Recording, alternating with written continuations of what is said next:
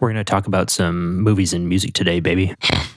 As if that's any different from our regular episodes. Yeah, it is, baby. Because I'm going to be saying that after everything I say, baby. That's a nice wig you got, baby. Can I just say we suck at this? Yeah, we kind of do. I also did want to say we do have to welcome back HBO Max. We do, officially today. Today's the day it's back. Now you guys know when we're recording this, baby. Thank you, baby. Have you seen the ads for it? Like, do you watch HBO Max stuff regularly? Yes. Yeah, because there'll be like this 5 to 15 second like stingers in between, and it'll be something that's related to being like back. We're so back, baby. We are so back, baby. Should we get into the episode, baby? Let's do it, baby.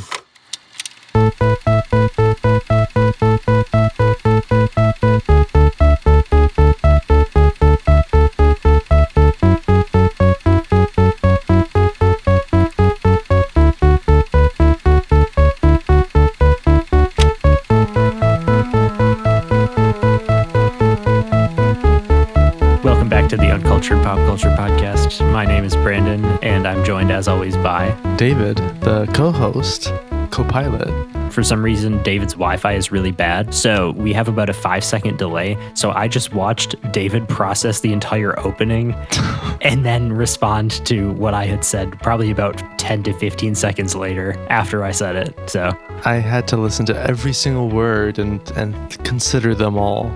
Also, F Spectrum. Yeah, F. Fuck them. We said it before. We'll say it again. Fuck Spectrum, baby. Yeah, thank you. Yes, this is an old week. We have an album from the 90s, and we have a movie from the 40s, which is our oldest movie we've ever done. Yes, which one of them is like 80 years away, and one of them is 40 years away. No, wait, sorry, 30 years away. Which is kind of crazy that the 90s is 30 years away from us. But that being said, what did you listen to this week, if anything? Thank you for asking. In full transparency, we are recording this episode 2 days after our last episode because we missed last week. But I did manage to listen to something besides our album in the past day, which is Kesha's new album that came out on the 4th of July. That's right. You mentioned it last episode, so I'm very excited to hear what you thought. Yes, and unfortunately... This was pretty mid. It was a 2.5 for me. That's a bummer. I don't think I liked any of the songs that weren't singles. There might have been one that I liked, but it didn't hit for me, unfortunately. And I appreciate what she was going for, but it just wasn't my thing, sadly. So that's what I have to report back. Yeah. Was this considered like a comeback for her? It is, because it's her first album fully independent from Dr. Luke's record label. Well, his old record label that he got fired from. Now he has a new one. So watch out for Amigo Records, which is under Republic. This one was Kimosabi Records under RCA. But unfortunately, her last two albums haven't really hit for me. And even her one in, I think it was 2020, there was some stuff on it that I really liked, but I don't know. It just wasn't as consistent, but I will always root for her. I think she's a great songwriter. I think she's got a great voice. This one, unfortunately, was kind of a miss, but she'll be releasing more in the future, I'm sure. And I'll always be tuning in because I do really enjoy her whole brand and persona. And fingers crossed for the next album. Yeah, exactly. There were a lot of fun singles from this one, and she's going on tour. So I'm sure that'll be a great show. And her two openers are Rose Gray and Slater, who I can vouch for both of them being very good. So, but what have you watched in the past few days since we last recorded? So, even though we only had like 2 days in between, when we recorded the last episode and this one, I had time to go to the movie theaters, and I watched 28 Years Later. I always say day instead of years because I'm thinking about the first film, but I watched 28 Years Later without having seen the first or the second one in that franchise. Wait, you didn't see the first two? No, I haven't seen them. I want to watch them, but it's not like a direct sequel. It's like a... Same universe kind of thing? Yeah, it doesn't follow the same character, so you don't have to watch any of the previous two. So I watched it, and I did like it. I thought it was good. It wasn't what I expected, but I did still like it. And Ralph Fiennes is awesome in it. He just plays this totally crazy guy, and he's hilarious, and I love him. I believe his name is pronounced Rafe Fiennes, right? Sorry, Ray Fiennes. I apologize. But yeah, he plays like a wholesome, crazy dude. Oh, which nice. I think is nice. We need more of those ones. What did you rate this one? I gave it a 4, which is like, oh yeah, I liked it. Oh, wow. So that's pretty good. A lot of people were annoyed at the last scene of the film because they were like, oh, the only point for that being there is to set things up. I honestly didn't mind it. It is a scene where like you could cut it out and nothing changes. And I do think it would have been a little stronger if they did cut it out, but at the same time, I didn't mind it being there. So I guess I liked it a little bit more than a lot of people. Do you mean setting up for another sequel? Yes, that is coming out next year. They filmed them back to back, so. Oh, really? I believe. What is this called? 28 Decades Later? No, it's called, I want to say it's called 28 Years Later, The Bone Temple, or it's just called The Bone Temple. Oh. Something like that. That's a pretty terrible name for a sequel. Yeah, they're not continuing the, 28 something later, which is kind of a bummer. It's called, I just looked it up, it's called 28 Years Later, Part 2, The Bone Temple, which is even worse, to be honest. Yeah, you don't need the Part 2 in there. Yeah. Who needs a Part 2? But what can I say? Do we need a Part 2 of this album or this movie? What do you think? No, I think they work as they are. The movie's kind of hard to have a Part 2 of, I will say. True. Shall we get into our album this week? Let's do it, baby. I like that you're continuing this. I'm going to continue it. I got to make it sound more like old-timey, though, I got to say. Sounds good, baby. Like that, or something like that. This album is Souvlaki by Slowdive. They are a British band. We're really hitting a lot of British artists and bands like in this first part of the podcast for some reason. I don't know why. I feel like I don't listen to that much British music, but... Well, I will say a lot of British bands that are also indie something. That's true. I feel like. But we got a new genre to explore this week that I'll tell you. And I got a fun little game for you and our listeners to play along too. I'm excited. All right, so this album, Souvlaki, was released June 1st, 1993 by Creation Records. I don't really know much about Creation Records. I've never heard of them before, but they were part of Sony Music at one point. But they're an independent label from the UK. So this was an indie band, an indie label. And the album did pretty well. They had some success in their time, but they're much more looked back upon more fondly than they were in the time when this came out. So the band has 5 members. Neil Halstead, who is vocals, guitars, keyboards, and the primary songwriter. Rachel Goswell, who is vocals, guitars, and keyboards. Christian Saville, who's guitars. Nick Chaplin, bass, and Simon Scott, drums, guitars, and it also lists him as doing electronics, whatever that means. I got a fun little game for you now. This album is 2 genres. It is dream pop and shoegaze. Ooh. I'm going to read you the description of these genres, and I want you to tell me, in your opinion, without knowing anything about it, are these genres the same or different? Okay? I'm ready. This is the description for dream pop. It is a subgenre of alternative rock and neo-psychedelia that emphasizes atmosphere and sonic texture as much as pop melody. Common characteristics include breathy vocals, dense productions, and effects such as reverb, echo, tremolo, and chorus. That's from Wikipedia. Now, this is the definition of shoegaze. It's a subgenre of indie and alternative rock characterized by its ethereal mixture of obscured vocals, guitar distortion and effects, feedback, and overwhelming volume. It emerged in Ireland and the United Kingdom in the late 1980s among neo-psychedelic groups. They're the same thing. Yeah, that's kind of what I think too. I mean, it's literally just using different words to describe the same thing. It's really hard to kind of make a difference between these two. I guess the only difference that I can really see is shoegaze is more rooted in indie and dream pop is more rooted in pop. But even then, most of the time when you see dream pop listed as a genre, shoegaze is going to be right next to it listed as a genre because I think nobody else really knows what the difference is. No one can make up their minds. Exactly, because I think it kind of comes down to, well, what do you prefer? Do you think this feels like dream pop? Do you think this feels like shoegaze? I think this is both, and I think both of them are basically the same thing. But I will continue to use both terms because I actually really like both terms as names for genres. Yeah, especially shoegaze. I really like shoegaze as a genre name. I feel like that's the reason it hasn't died, is because these names are so good at describing like what this music sounds like. It reminds me of, when you throw like shoes onto a telephone wire, or like the electrical wires, or on a tree.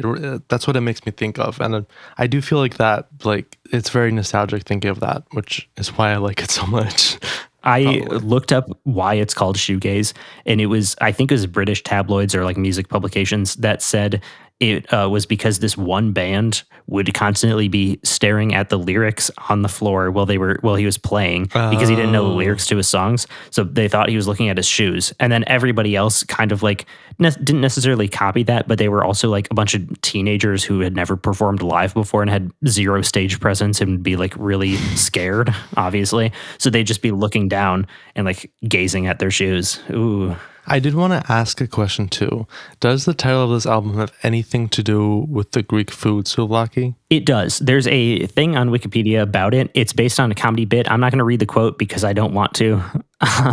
But you can see what the comedy bit says and how they came up with this title. I think knowing how they came up with the title kind of, I don't know, it makes the album feel weirder to me. Like not as personal or as sad as it is. But right.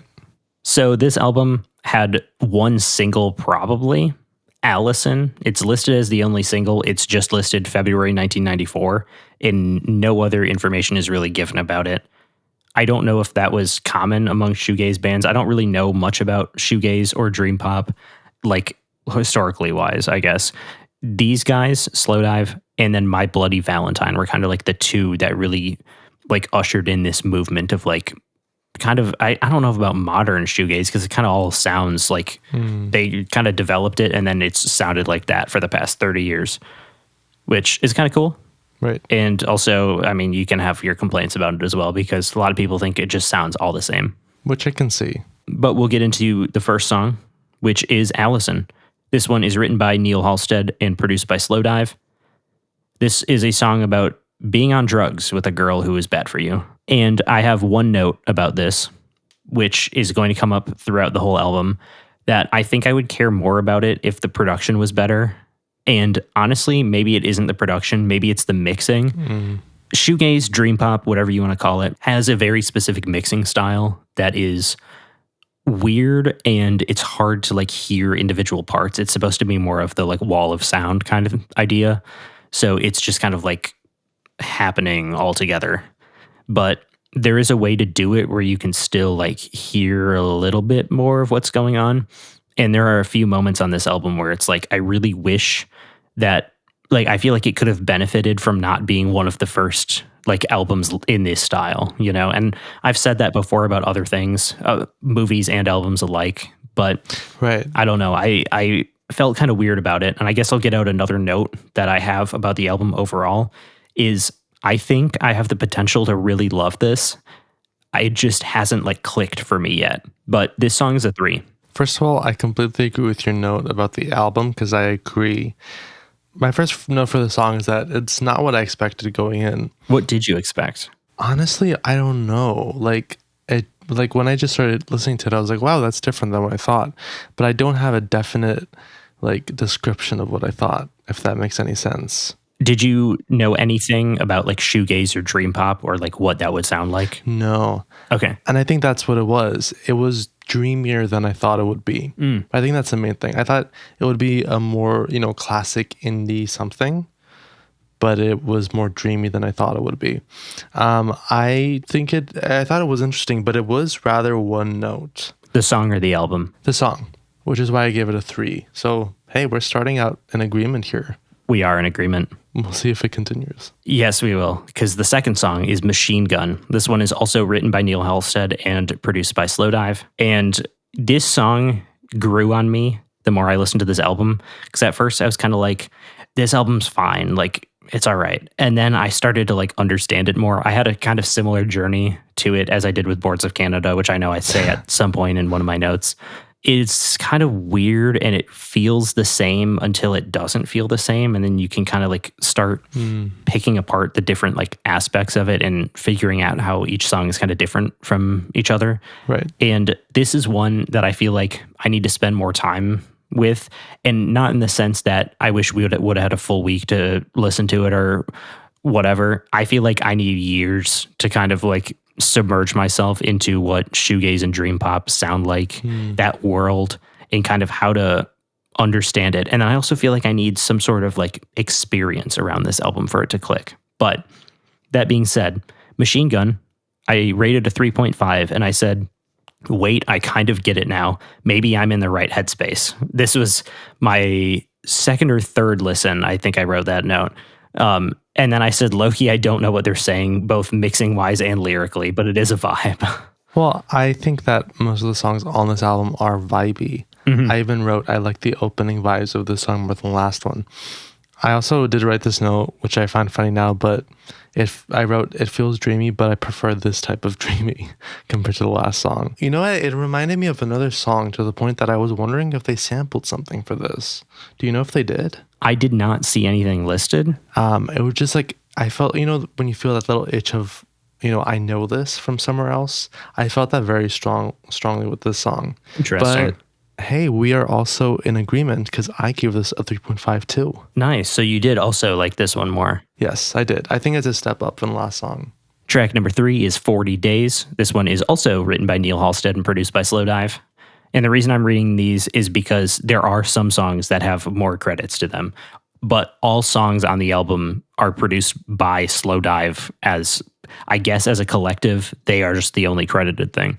Right. So 40 Days is about Neil and Rachel's breakup. Oh. So they were dating at one point, then they broke up. This whole album is kind of about their breakup, and Neil is the primary songwriter. And I find it kind of interesting that they're both like singing the songs, and they're, singing about each other, kind of. I wonder if that was like an awkward working experience. It probably was, yeah. Unless they were like above it, but they were young. I think they were younger than we are at this point. So, but I only have one note about this song, and it says, I'm learning to love his voice. I don't know. There were a few times where I was like, I don't know if that was partly what was holding me back. I don't know if it's the mixing, but I feel like I have the potential to really love this album, and I'm not there yet, but I will be there at some point. But anyway, as of right now, this song is a 3. And I had a really hard time rating a lot of these songs because I was like, I absolutely love the music. I think the lyrics are super interesting. They're very like simplistic and kind of stripped back in a way. But I don't know. There's something that will click at some point, and I feel like maybe I need to listen to this song this album in the winter because it feels very cold. I feel like it. I agree that it was hard to rate the songs. When I was rating the songs, in many cases, I felt like my score could fluctuate throughout like seconds in the song. Like it's just very, very hard to pin them down almost as one specific thing, to the point that, not to spoil it, but the last song I don't even have like a set score. I'm still kind of in limbo with that one. So the song has a nice beat. I do enjoy the production. Ultimately, I gave it a 3.2 because it didn't catch my attention like Machine Gun. It didn't really click, as we've kind of talked about, as Machine Gun kind of did more for me.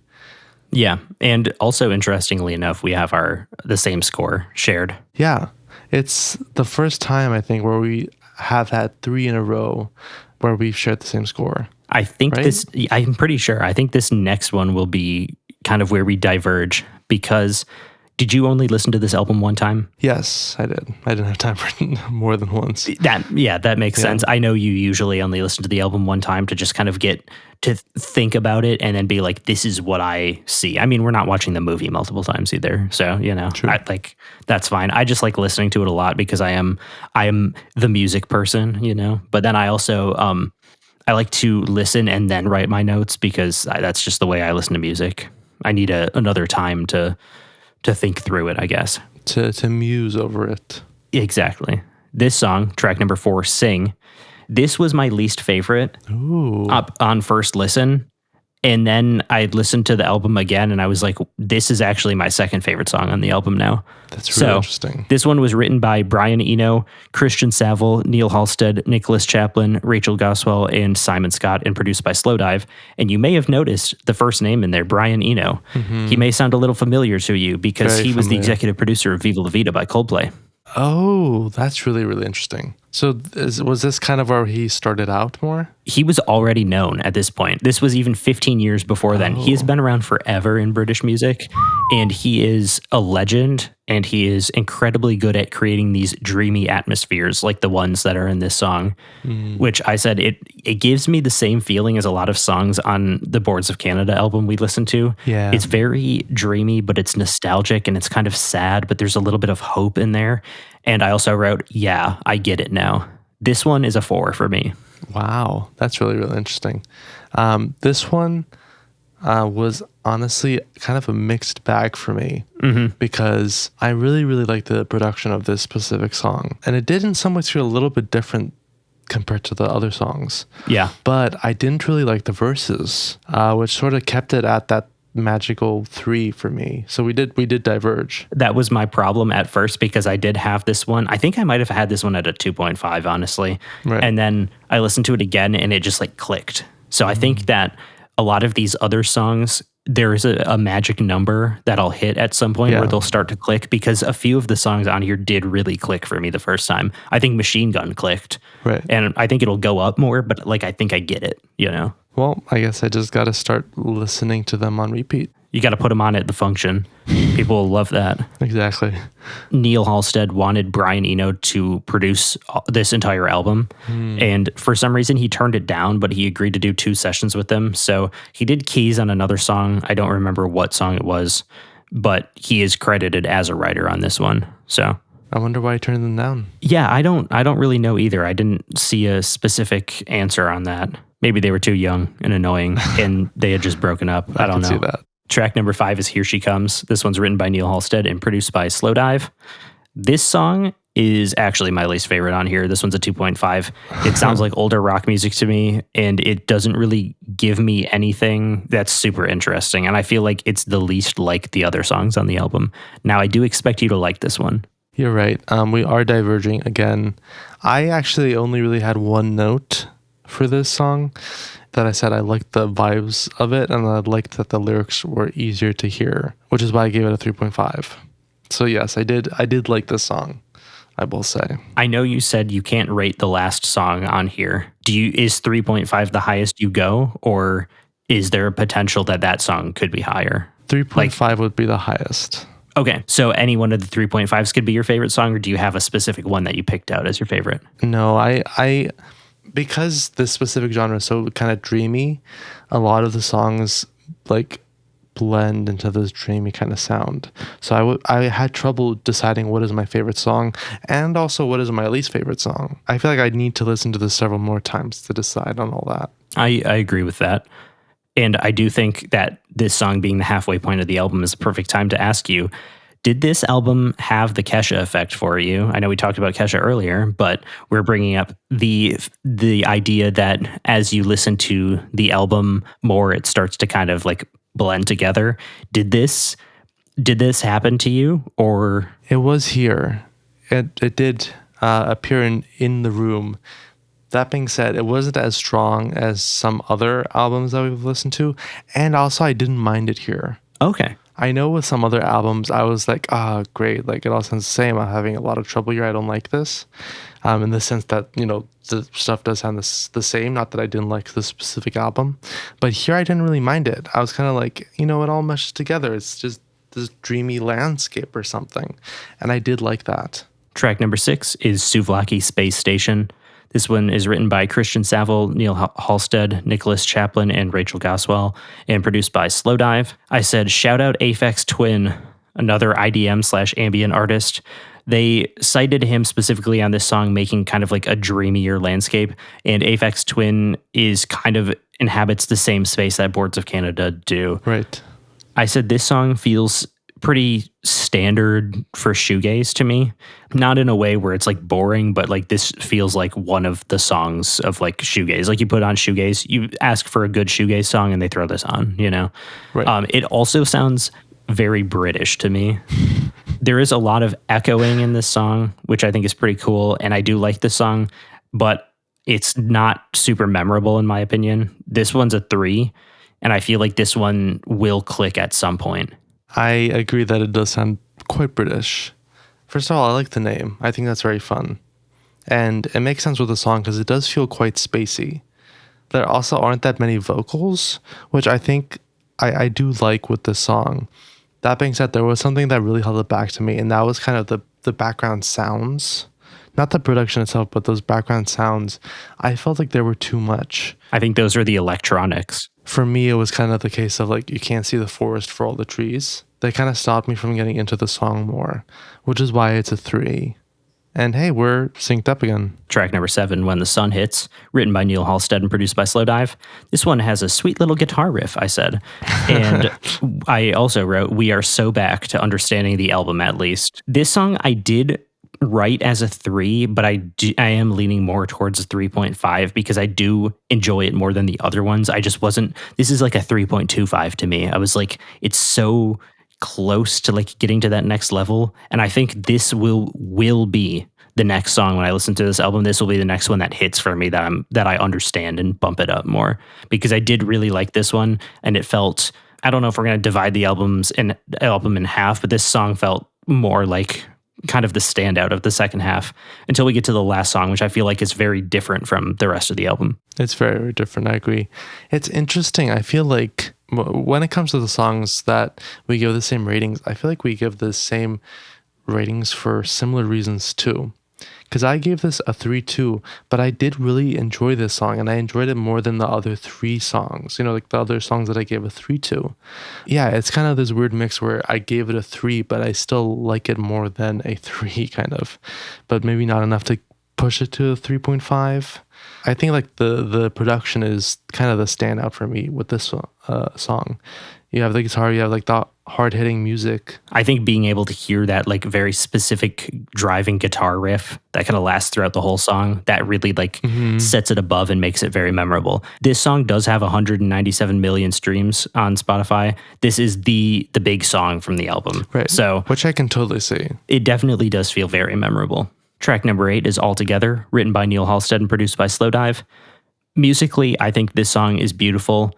And I wrote, actually the whole album is, but there's something that's not really clicking. This is the song where I wrote that I don't know how I need to experience this for the album to click, but I feel like it will at some point. This one is also a 3. This feels more like the 3 of Souvlaki Space Station, where I liked it and it's good, but it doesn't have as much of the like memorability or staying power, I guess, of When the Sun Hits. I agree with your point about the whole album. This one was also kind of a mixed bag for me, but this one was actually a 3.5. I enjoyed it more, even though the part that I didn't like that much was the production itself. It was the lyric or like the verses that really worked for me here, which I feel like typically that's not the case. So it was a kind of weird little change up for me where I kind of preferred the words to the sound. It's a very sweet song, and I think it works on that level. I don't know. I'm in agreement with you about the whole album because, I mean, as you can tell, my high score is a 3.5. It's very like consistently in the same range where, you know, that is more of the Kesha effect of we've locked in and it's good, you know? I don't think there's any denying that. Yeah, and to that end, I also never go below a 3 because I'm also like, it's consistently either good or solid. I feel like the way that I think about this album is you're either going to think this is a really good, like solid album, or you're going to think this is the greatest thing ever. And for me, I'm in the camp of this is a really solid album. I agree. Could I get to this is the greatest thing ever? I think that's definitely possible, but I'm not there yet. This is not going to be something that I will ever turn off because it's all very interesting and like well done, you know? Yeah, I completely agree with that. I'm like 100%. I'm in the same boat. Nice. Track number 9 is Melon Yellow, written by Christian Saville, Neil Halstead, Nicholas Chaplin, Rachel Goswell, and Simon Scott, and produced by Slowdive. This is another one I wrote that is very nice, but hasn't fully clicked for me yet. So it's also a 3. Yeah, one of my notes is literally it's solid. And then I also did write that when I hear the chorus, I think to myself, this is so British. Take that how you will. But hey, we're locked in again after like 2 little changes up. This is a 3 for me.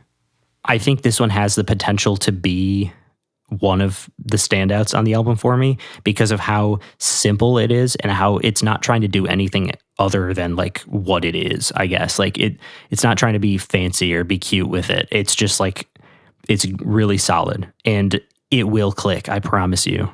I think for me, it was on the one hand, what you said, and then on the other hand, it just kind of being there.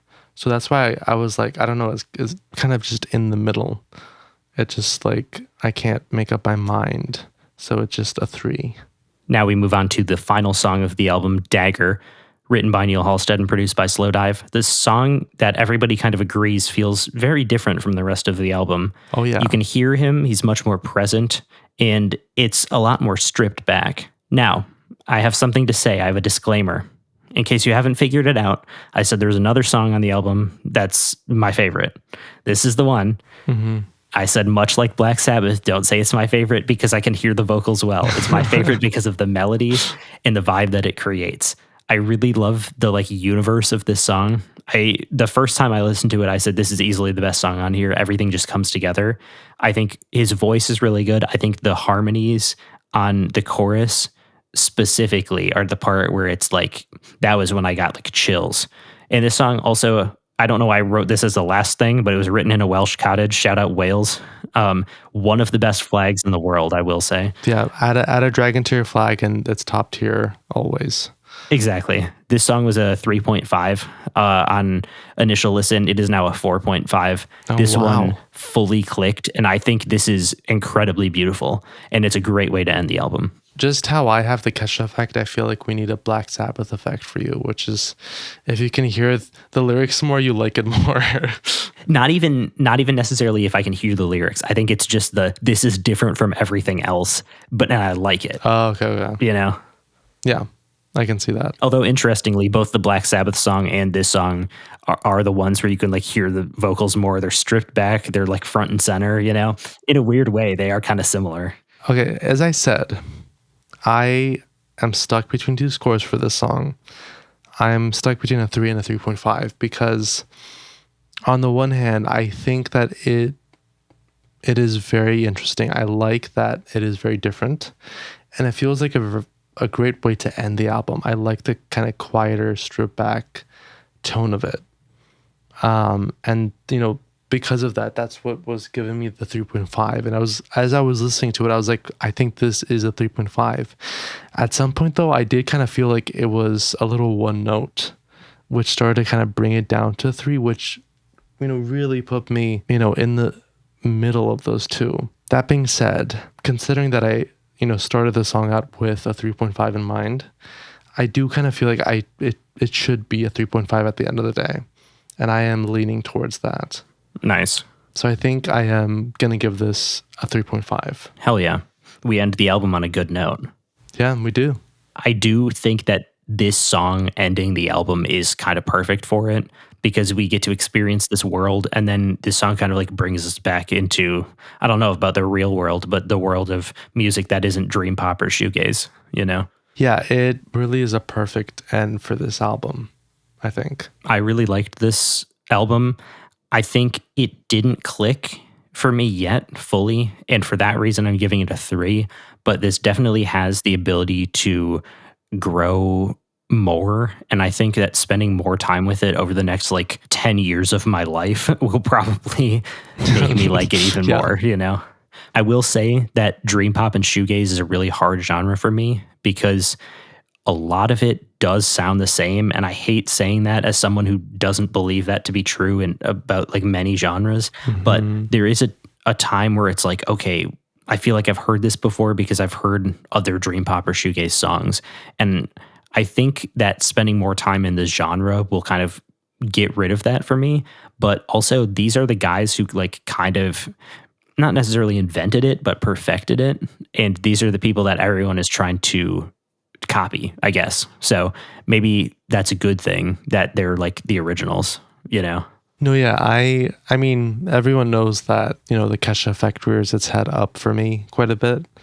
I think those are genres where it will appear quite a lot. And like thus, I will struggle with those genres. That being said, like I said, for this album, I didn't mind it that much.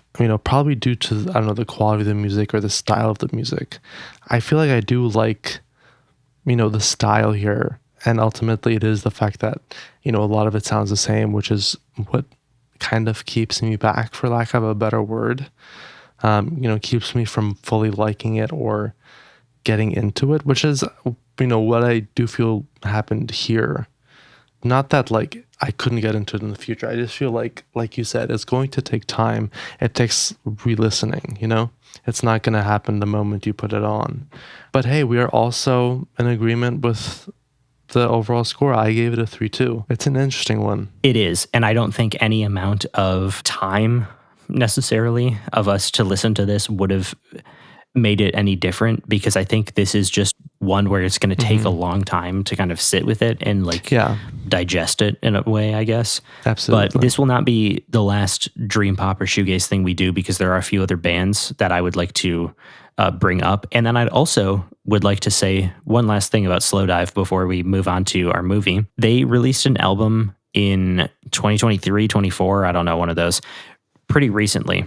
And I heard it and I was like, wow, this is really good. I knew that they had this album, Souvlaki, and I knew like a few of their other things from the 90s. So I just assumed that like they were going throughout that whole time, because they're like one of the pioneers with My Bloody Valentine.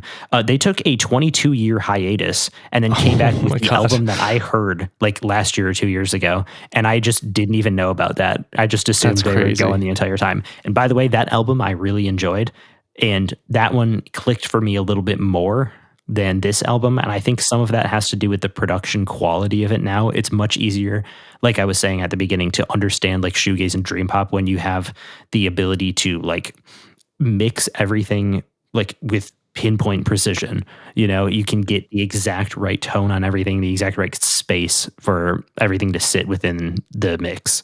And I think that has a benefit. So I think shoegaze and dream pop are like developing better as time goes on, which is kind of weird because I don't see that happening with a lot of genres usually. That's really interesting. Yeah, because usually it's like, it's getting worse with time. I also want to say it's crazy how influential they are, considering that they took that long of a hiatus, because typically someone that's influential, like you would think they would release a lot of music or something. I think they released like the 2 albums that everybody knows and loves, and then pretty much any shoegaze artist was like, that's what we want to do. And they didn't need to do anything else because, shoegaze they kind of locked in that sound, Yeah, that's true. That's a good point. I think also when you release an album that's so good, you just kind of like reach that level instantly. Kendrick Lamar's first album, people were already saying this is the greatest rapper alive. And then he dropped To Pimp a Butterfly, which is arguably better than his first album. And it was cemented. These guys dropped this album and people were like, this is shoegaze music. This is dream pop. Like, that's it. We don't need anything else, So I think when you create a body of work that's that amazing, you're kind of like set for life. But yeah, I suggest that everyone listens to this album, because at minimum, even if it doesn't click for you, you will enjoy the experience because it's really high quality and like well-written music. And maybe for some people it would click on the first time. Very true. You never know. But that is our first foray into dream pop and shoegaze. Now we have our first foray into another genre. Yes. Although I will say one of my professors from CSUN would get mad at you if you called noir a genre. Why? Because it's black and white? No, because their argument is that film noir is actually a style and not a genre. That's the same thing. Which I'm kind of like, same thing. Yeah. Anyways, but yes, we are talking about our first film noir, baby. Let's get into it.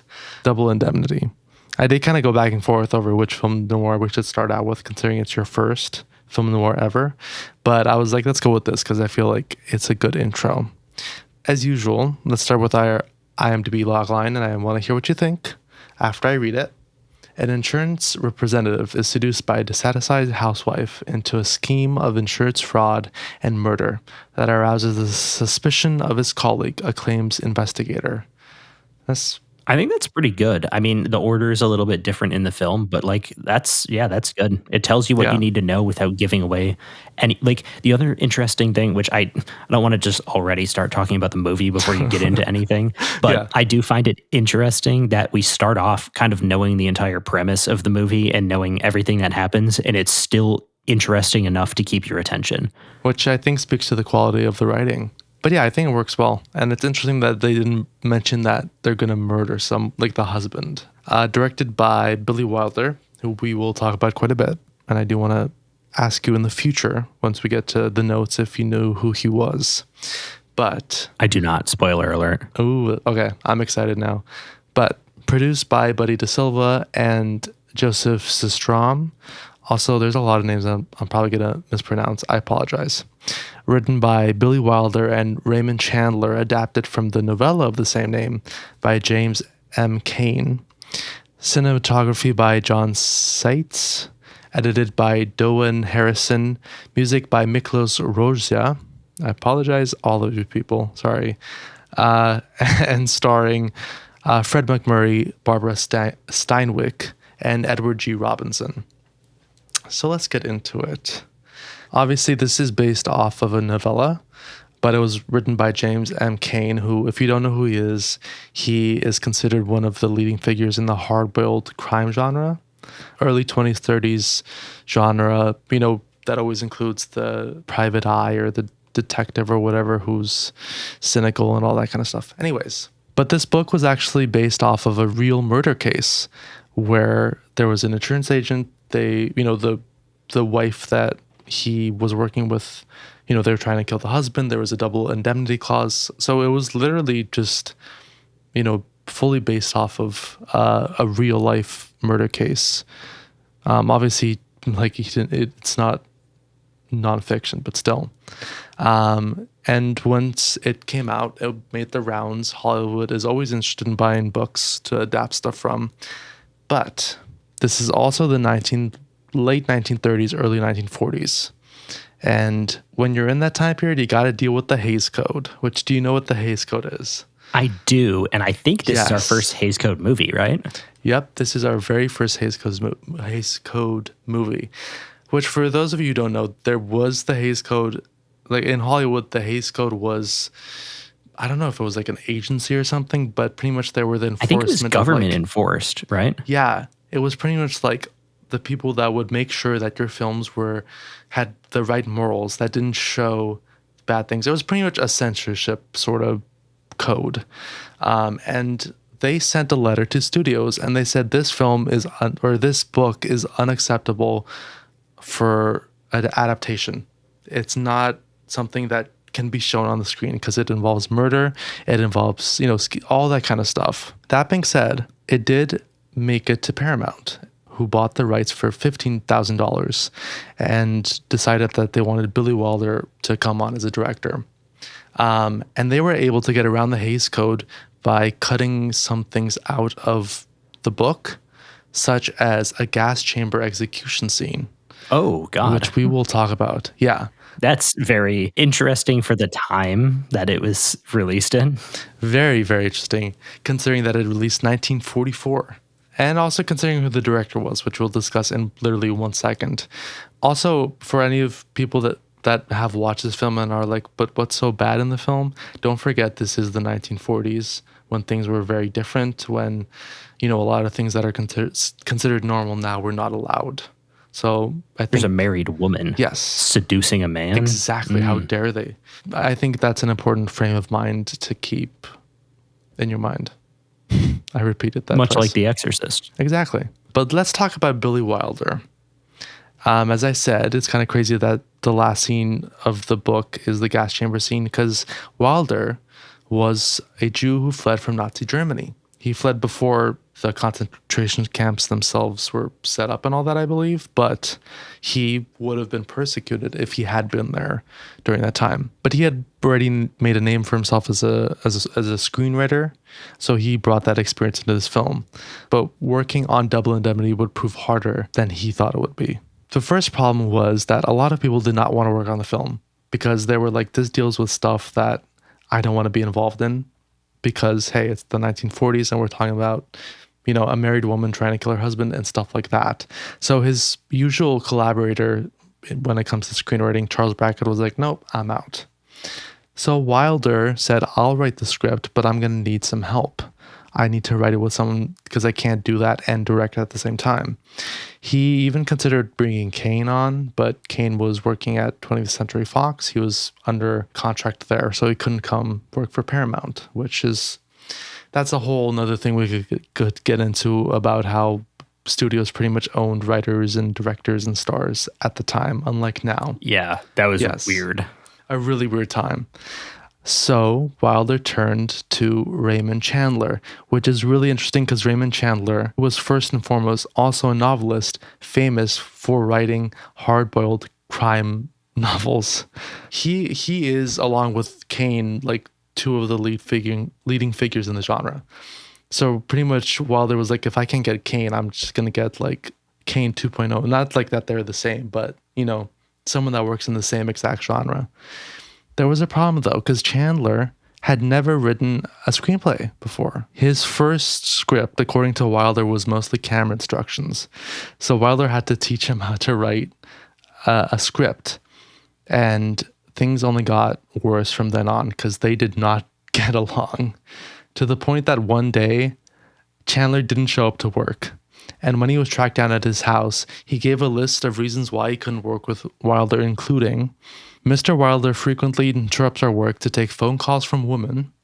Mr. Wilder ordered me to open the window. He did not say please. He sticks his baton in my eyes. I can't work with a man who wears a hat in the office. I feel he's about to leave momentarily. Those are just some of the things he reportedly said. I will say, pretty good and less anti-Semitic than I thought it would be. Yes. I will say Wilder has also said that he like rubbed the fact that he could get women easily, like he could, you know, strike up a relationship easily, in Chandler's face, who was having trouble like getting sex and stuff like that. So there we go. He did come back because Wilder apologized, much to his own surprise. And even though they did have this kind of difficult working relationship, the results that they got together are kind of fantastic. But it seemed that they really saw eye to eye when it came to how to write the best possible adaptation of the script. They knew from the beginning that the dialogue from the novella wouldn't work. So in the movie, most of the dialogue is from Chandler and Wilder. They wrote such a good adaptation that Kane himself said that the changes were so good that he wished he had thought them up himself. He said they would have been included in the novella if he had come up with them. I think that speaks to how well of an adaptation they wrote. Also, some of the changes were, of course, a result of the Hays Code, which, hey, they're gonna meddle as much as they can. Again, casting was difficult because of the controversial subject matter. A lot of people didn't want to work in a film that deals with, you know, a married woman killing her husband, stuff like that. When Wilder approached Barbara Stanwyck, I apologize, to play Phyllis, she was very interested, but she was worried that it would have a bad effect on her career. Wilder convinced her, however, by literally asking her, well, are you a mouse or an actress? And she decided that she was an actress, which I thought was kind of like, I don't know, it's interesting. Again, a lot of people turned down the role of Walter Neff, including Spencer Tracy and Gregory Peck, who were big stars at the time. Wilder even approached George Raft, who was famous for playing gangsters, but he was literally like, okay, I will play this role if in a scene he flashes a badge and proves that he's a policeman, which would obviously not work. Wilder knew that whoever played the role had to blend cynicism with good guy qualities, though. So that brought him to Fred McMurray. And Fred McMurray had made a career out of playing kind of happy-go-lucky characters in comedies. And he told Wilder that he was making the mistake of his lifetime coming to him because he did not believe that he was good enough of an actor to play the role. He was just like, I can't do it. I'm not that good. But Wilder pestered him into playing the role, and he later said that it was the best film he ever made. That's very interesting that that trope even was back then, because you hear about it now as well, of like comedic actors who are just like kind of boxed into only doing comedy, and then they do a drama and they're like, everyone's just kind of like, whoa, they get it? Like, I can't believe that people who are funny can also be good.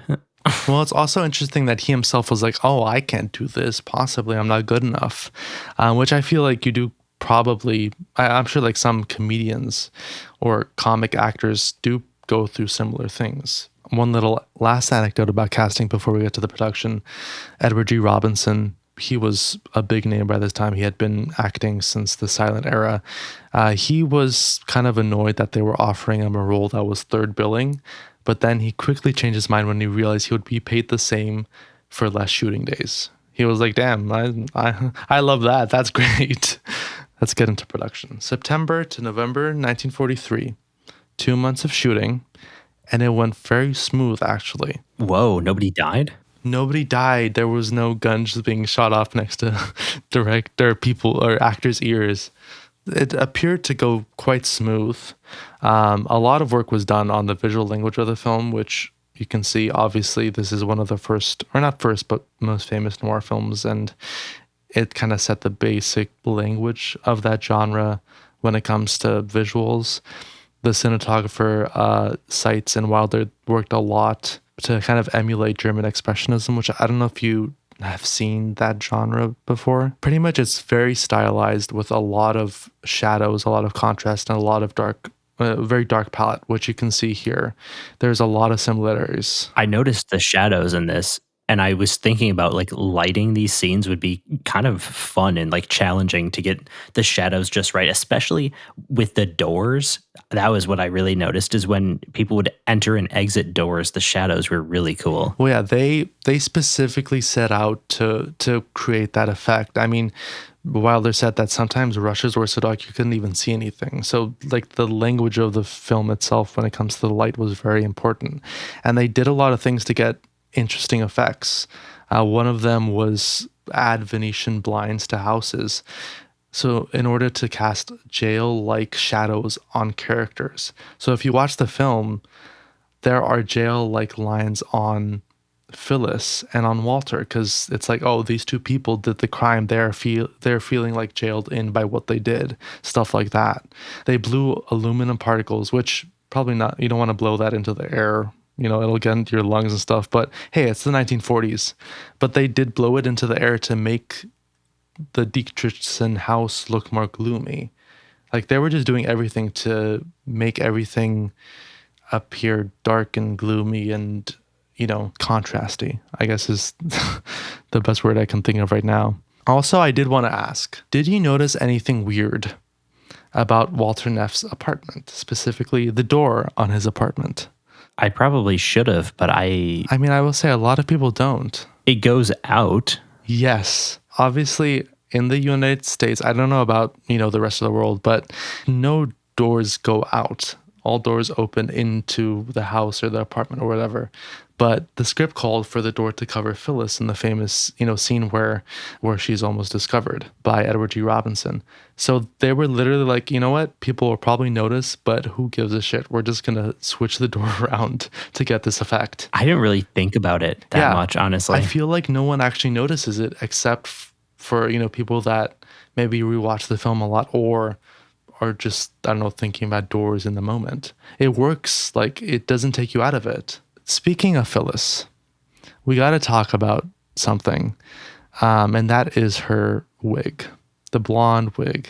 The blonde wig was Wilder's idea. However, 1 month into shooting, he realized that it looked terrible. He hated how it looked, but by that point, it was too late to reshoot any of the stuff they shot before, so he had to keep it in the film. And reportedly, everyone really, really hated the wig. that she wore in the film. He would later refer to it as the biggest mistake of his career. And producer Buddy DeSilva said, quote, "We hired Barbara Stanwyck and here we got George Washington." Oh my God. End quote. Which That's I a love. great quote. Pretty much everyone hated the wig. Everyone was like, it does not look good in the film. It really didn't take much out for me. I was going to say, I personally didn't mind it either, but it's there. Wilder bought the film in under budget at $927,000. Whoa. Yes, which of course back then was a lot more money. You know, that would be in the millions now if you looked up, but still, that is especially crazy considering that $370,000 of that money was just the salary of 4 people. Wilder, McMurray, Stanwyck, and Robinson. I don't even know how much, like 500 of that was the actual budget for the full film. You guys do the math. I'm bad at math. The film released July 6, 1944. It did solid. It did roughly 2.2 to 2.6 million at the box office. And it was well received, even though some were kind of uncomfortable with the subject matter, which, hey, grow up, people. It's not bad at all. It received 7 Oscar nominations at the 17th Academy Award, which is so weird to me because I'm like, wow, that's crazy. It was only the 17th. There were people, there were kids, like there were people our age that were born before the first Academy Awards at that point in time, which is crazy to me. But it got nominated for Best Director, Actress, Screenplay, and this is kind of weird, but cinematography, black and white. Ooh. Yeah. The categories were weird back then, let me tell you. Best scoring of a dramatic or comedic picture, which does bring to mind what other pictures are there. Musicals. Oh, that's true. Which is still weird to me when I just lump it. I kind of get it. Were there that many? Maybe. I don't know. And last of all, best sound recording. It did not win any of those awards. Although, yeah, it didn't win anything. Although it has stayed in the public conscious much more than the films that probably did. Its critical reception has only grown. It's seen as a classic, and it's seen as one of the best noir films ever made. It's considered a tone setter, a style setter for the genre that would be emulated in the future. It's kind of like the Terminator with sci-fi action, or The Exorcist with horror. Or Souvlaki with dream pop and shoegaze. Yes, exactly. So that brings me to my question that I ask every week of what did you think? I thought this was really good. I had not seen noir. I have seen satire. I have seen parodies of noir before. And I will say Mulholland Drive is kind of like psychological neo-noir. It's just very trippy neo-noir, surreal. I think the tropes are very fun. I liked the heightened reality of it. This is a movie that is not trying to hide the fact that it's a movie, and I like it for that fact. And a lot of the time, I don't like that. I have a very fine line, I guess, of sometimes I like when movies are not trying to be real life and are trying to be movies, and that's fun. And sometimes I absolutely hate it. And this was one of the ones where I thought this was really exciting. It was very fresh, and I thought the story was very interesting, and I thought the actors did a really good job. I was surprised at how how much chemistry there was, and how it was fun. It was really enjoyable. I had a good time watching this, and I was not expecting that, especially for a 1940s film, Yeah. In some ways, I do think it feels kind of fresh because I don't know, it wasn't trying to be realistic, and also wasn't trying to be highbrow or anything. It was just kind of hell yeah, this is murder and all that kind of stuff. The reason why I do love noir is because it very much is okay, none of the lighting is realistic. The characters do speak with cliche, cliches, all that kind of stuff, but it's all I don't care, because it all just makes this really fun tone, which I enjoy. It's something you're not going to get anywhere else, and I think I like it for that reason as well. It's because this is a film thing, and this is only going to be done in film, and that's cool. Exactly. For that reason, know. So there were 2 things I did want to kind of talk about. The first thing is something that you did bring up, which is the actors. I think what this film did so right with the actors is that not only is there really good chemistry between Barbara Stanwyck and Fred McMurray, Like they're great together. I love their scenes together. I think that relationship works so well because of the actors, but also his relationship with Edward G. Robinson in this film is so good. Like you can tell they're long, they've been friends for years. They know each other so well, which is why he never suspects, Walter Neff as being the person involved. I think like the fact that they got that relationship right makes the film work. I agree. I think that was one of the really strong parts for me. And then the other strong part that I like specifically remember was a lot of the dialogue was actually quite funny and like Yes. held up. Like it's snappy, it's fast, it's very heightened. It's not realistic really, but there are moments where I was like genuinely laughing out loud and I was like, this still works. This is really good. 100%. The whole scene with the CEO of the company I thought was really cool and just that was hilarious and like how he just completely screws up everything. Yeah. No, I love the comedy in this film and I think people forget just how much there is of it. And I think that's what makes it to me kind of better than a lot of other noir films because it's also kind of hilarious at the same time. And I will say you will find that with Wilder's films. He like even his non-comedic stuff is very funny. And I think it works very, very well. And then it works even better, in his comedic films, like, Some Like It Hot or something like that, which he directed in the 50s, which we will also have to watch because that's a classic too. Maybe I really like Billy Wilder. He's a great director. 12 Angry Men, it's a more serious film than this. It's more realistic, is such a great film. And the whole film is literally 12 guys in a room talking for like 2 hours and is absolutely riveting. I really like that. Yeah. But the second thing that I did want to bring up, which we kind of did just discuss, is the screenplay. I think the actors in the screenplay together, along with, obviously the cinematography, are kind of the secret sauce of the film. I think the fact that the screenplay was so good made the film so good. I agree. Everything from the dialogue to just the story, but especially the dialogue, how we just discussed. I love this film. Oh, yes, I did forget to say the Dietrichson house is an actual standing house that's still standing in Los Angeles. I did appreciate the references to LA, but one thing that did catch me off guard, it was raining. It wasn't this film supposed to take place in July? I guess it was. Yeah, that's a good point. I mean, it was before global warming really kicked in, so you never know. Well, I will say rain is also very noir because it makes things feel very dark and moody. Yeah, I see why they did it. I feel like it is like they were like, who cares if it's July? It's a noir film. Let's add in some more moody stuff. It's fine. Nobody lives in LA. The population was probably like 20,000 at that point. Yeah, and half of them were insurance agents probably.